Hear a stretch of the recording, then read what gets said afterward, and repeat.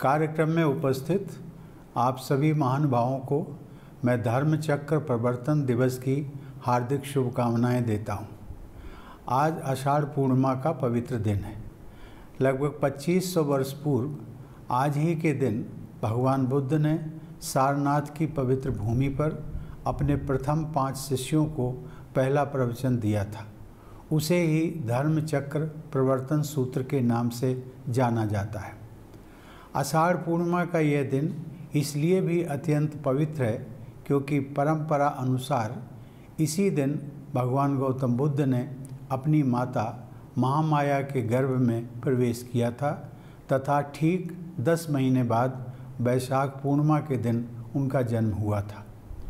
भगवान बुद्ध ने अपने प्रथम उपदेश के माध्यम से मध्यम मार्ग को धम्म के बीज रूप में आरोपित किया। उन्होंने 4 आर्य सत्यों के माध्यम से सांसारिक दुखों के कारण से लोगों को अवगत कराया तथा उनका निदान भी बताया, जिसे द्वादश निदान कहते हैं। इस प्रकार भगवान बुद्ध ने एक कुशल वैद्य की तरह न केवल मनुष्य के सार्वभौमिक रोगों की पहचान की, अपितु उन्होंने तृष्णा को दुख का प्रमुख कारण बताया। भगवान बुद्ध ने यह भी स्पष्ट किया कि दुखों के अंत का एकमात्र उपाय है तृष्णाओं की समाप्ति। उनके अनुसार अष्टांगिक मार्ग पर चलकर मनुष्य दुख से छुटकारा पा सकता है। देवियों और सज्जनों, बौद्ध धर्म भारत की महानतम आध्यात्मिक परंपराओं में से एक रहा है। भगवान बुद्ध के जीवन और शिक्षाओं से जुड़े कई पवित्र स्थल भारत में स्थित हैं। उन अनेक स्थानों में 4 प्रमुख स्थान हैं। पहला बोध गया, जहाँ उन्होंने आत्मज्ञान प्राप्त किया। दूसरा सारनाथ, जहाँ उन्होंने अपना पहला उपदेश दिया। तीसरा श्रावस्ती, जहाँ उन्होंने सबसे अधिक चातुर्मास किए व प्रवचन दिए। और चौथा कुशीनगर, जहाँ उनका महापरिनिर्वाण हुआ। भगवान बुद्ध के महापरिनिर्वाण के पश्चात उनकी शिक्षाओं से जुड़े अनेक मठ, तीर्थस्थल, विश्वविद्यालय आदि स्थापित किए गए, जो ज्ञान और प्रसिद्धि के केंद्र रहे हैं। आज वे सभी स्थल बुद्ध सर्किट के अंग हैं, जो देश विदेश के तीर्थयात्रियों और धार्मिक पर्यटकों को आकर्षित करते हैं। सौभाग्य से बिहार के राज्यपाल और भारत के राष्ट्रपति के रूप में मुझे भगवान बुद्ध से जुड़े अनेक समारोहों में भाग लेने का अवसर प्राप्त होता रहा। वर्ष 2018 में मुझे अंतर्राष्ट्रीय बौद्ध सम्मेलन के उद्घाटन का अवसर प्राप्त हुआ था। वर्ष 2019 में राजगीर में स्थित विश्व शांति स्तूप की स्वर्ण जयंती समारोह में भी मैं शामिल हुआ था।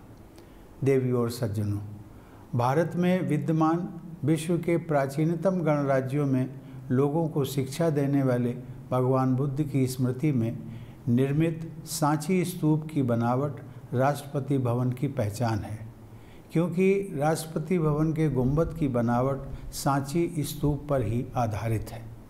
आधुनिक युग में भी राष्ट्रपति भवन विश्व के सबसे बड़े लोकतंत्र भारत का सबसे महत्वपूर्ण भवन है। जिस पीपल के पेड़ के नीचे समाधिस्थ होकर सिद्धार्थ गौतम ने बुद्धत्व प्राप्त किया था, उसका एक छोटा सा पौधा मंगवाकर नवंबर 2017 में राष्ट्रपति भवन के एक बगीचे में मैंने लगाया। आज वह पौधा लगभग 7.5 फुट ऊंचा हो गया है। उसके बाद सन 2021 में मैंने राष्ट्रपति भवन परिसर के एक उद्यान में उसी पीपल का एक और पौधा लगाया। ये पौधे भगवान बुद्ध की विरासत के साथ जीवंत संबंध के रूप में राष्ट्रपति भवन में विद्यमान रहेंगे। राष्ट्रपति भवन के सबसे प्रमुख कक्ष अर्थात दरबार हाल में राष्ट्रपति की कुर्सी के पीछे भगवान बुद्ध की लगभग 1500 साल पुरानी एक मूर्ति रखी गई है। यह मूर्ति गुप्त काल के दौरान प्रचलित भारतीय यूनानी मूर्ति कला का सुंदर उदाहरण है। भगवान बुद्ध के सिर के चारों ओर निर्मित प्रभामंडल, उनके मुखमंडल की शांति, आँखों में करुणा और हाथ की अभय मुद्रा का सुखद प्रभाव सभी देखने वालों पर पड़ता है। इस प्रकार भौतिक शक्ति तथा सांसारिक वैभव का प्रदर्शन करने के उद्देश्य से निर्मित भवन में अहिंसा, करुणा और शांति का आध्यात्मिक अनुभव होता है। देवी और सज्जनों, हमारे लोकतंत्र पर बौद्ध आदर्शों और प्रतीकों का गहरा प्रभाव रहा है। हमारा राष्ट्रीय प्रतीक चिन्ह सारनाथ के अशोक स्तंभ से लिया गया है, जिसमें धर्म चक्र भी उत्कीर्ण है। लोकसभा के अध्यक्ष की कुर्सी के पीछे धर्म चक्र प्रवर्तनाय सूत्र अंकित है। हमारे संविधान के मुख्य शिल्पी बाबा साहब डॉक्टर भीमराव अंबेडकर ने भी यह स्पष्ट किया है कि हमारे संसदीय लोकतंत्र में प्राचीन बौद्ध संघों की अनेक प्रक्रियाएं अपनाई गई हैं। हमारे राष्ट्रपिता महात्मा गांधी भी महाकारुणिक बुद्ध के सार्वभौमिक प्रेम और करुणा के आदर्शों का पालन किया करते थे। भगवान बुद्ध की शिक्षाएं गांधी जी के जीवन और आदर्शों में भी प्रतिबिंबित होती हैं। बौद्ध धर्म का गांधी जी पर ऐसा प्रभाव था कि उन्होंने नम्यो हो रेंगे क्यों मंत्र सीख लिया था और उनके प्रार्थना सत्र इसी मंत्र के साथ शुरू हुआ करते थे।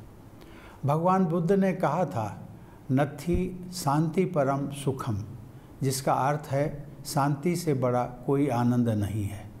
भगवान बुद्ध के उपदेशों में आंतरिक शांति पर जोर दिया गया है।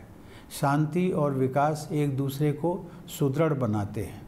आषाढ़ पूर्णिमा के पवित्र दिन इन शिक्षाओं को स्मरण करने का उद्देश्य यही है कि सभी लोग भगवान बुद्ध के उपदेशों के सम्यक अर्थों को अपने चरित्र तथा मन में डालें तथा विश्व की समस्त बुराइयों और असमानताओं को दूर कर शांति एवं करुणा से युक्त एक संवेदनशील विश्व का निर्माण करें।